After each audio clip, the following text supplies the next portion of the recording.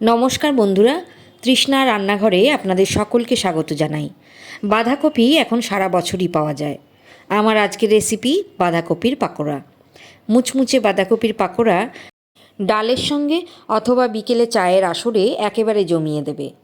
আমি কিভাবে এই পাকোড়া বানাই সেটাই আজ শেয়ার করব। রেসিপি দেখতে থাকুন। আমি মাঝারি সাইজের বাঁধাকপির অর্ধেকটা খুব ঝিরিঝিরি করে কেটে নিয়েছি। তারপর ভালো করে জল ঝরিয়ে নিতে হবে। এবারে সামান্য পরিমাণ লবণ ছড়িয়ে ভালো করে কুচনো বাঁধাকপিগুলো মেখে রাখতে হবে। 15 মিনিট পর দেখবেন বাঁধাকপি থেকে প্রচুর জল বেরিয়েছে। জলটা চিপে নিতে হবে। পাকোড়ার জন্য আরও যা যা প্রয়োজন একটু দেখে নিন। কুচনো পেঁয়াজ আছে এখানে বড় সাইজের 3টে, 1 কাপ পরিমাণ ধনেপাতা কুচনো, আর 8-10টা কাঁচা লঙ্কা কুচনো।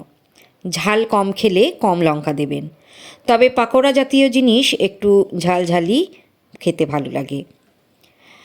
15 মিনিট পর কুচনো বাঁধাকপিগুলো মুঠো করে চেপে চেপে এইভাবে জল বের করে দিতে হবে। তারপর একটা অন্য পাত্রে নিয়ে রাখুন। এবারে এর মধ্যে কাঁচা লঙ্কা কুচি, কুচনো ধনেপাতা, কুচনো পেঁয়াজগুলো দিয়ে দিন। 2 মুঠো চালের গুঁড়ো দিয়ে দিলাম।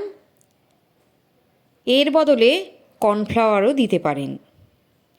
1 মুঠো বেসন দিলাম। স্বাদ মতো লবণ দিচ্ছি। 1 চামচ লাল লঙ্কা গুঁড়ো দিলাম আর অল্প হলুদ গুঁড়ো দিয়ে দিলাম। এবারে হাতের সাহায্যে জল ছাড়াই প্রথমে খুব ভালো করে মেখে নিন। শুরুতেই জল দেবেন না, কারণ পেঁয়াজ ও বাঁধাকপি থেকে কিছুটা জল বেরোবে। আমি মেখে নেওয়া মিশ্রণটা সঠিক মনে না হয় আমি আরও একটু চালের গুঁড়ো আর অল্প বেসন দিয়ে দিলাম। এবারে সামান্য পরিমাণ জল দিয়ে ভালো করে মেখে নিচ্ছি।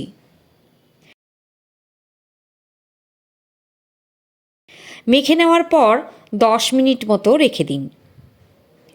এই সময় একটু মুখে দিয়ে লবণটা চেক করে নেবেন। এবারে হাতে অল্প পরিমাণ মিশ্রণ নিয়ে বুড়ো আঙুলের সাহায্যে একটু চ্যাপ্টা করে নিন। তারপরে গরম তেলে ছাড়ুন। আমি সাদা তেল ব্যবহার করেছি, আপনারা সর্ষের তেলেও ভাজতে পারেন। আঁচ এই সময় মাঝারি থাকবে।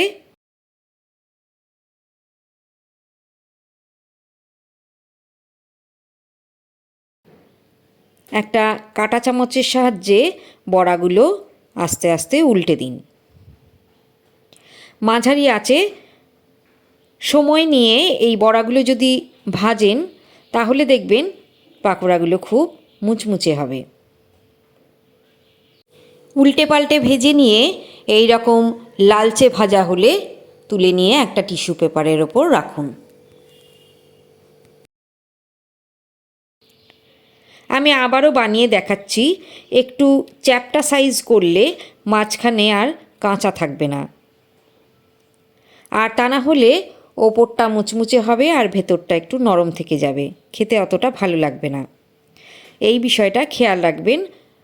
সেই কারণে আকৃতিটা একটু চ্যাপ্টা করে নিন। এই রকম লালচে হলে তুলে নেবেন। কি ভিডিও কেমন লাগলো কমেন্টস করে জানান। আর যারা এখনও আমার চ্যানেল সাবস্ক্রাইব করেননি প্লিজ সাবস্ক্রাইব করুন। কাছের বন্ধুদের সঙ্গে অথবা পরিবারের অন্যান্যদের সঙ্গে শেয়ার করুন। আমি আবারও হাজির হব আমার নতুন কোনো ভিডিও নিয়ে। ভালো থাকবেন, সঙ্গে থাকবেন।